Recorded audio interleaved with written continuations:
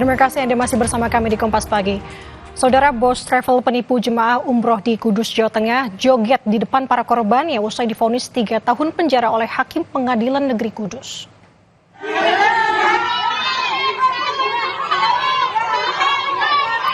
Inilah aksi Juhail Laila Nova, terdakwa kasus penipuan haji dan umroh hingga miliaran rupiah yang mengacungkan kedua jempolnya sambil berjoget di depan para korbannya usai divonis 3 tahun penjara atau lebih ringan dari tuntutan jaksa.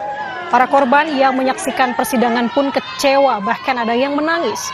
Atas putusan ini, jaksa penuntut umum masih pikir-pikir dan diberi tenggang waktu 7 hari untuk mengajukan banding. Harus kembalikan, bukan tarewannya sasa buruk-buruk. Kemarin sudah diputus oleh majelisnya. Perkara lila itu menurut majelis hakim terbukti penggelapan.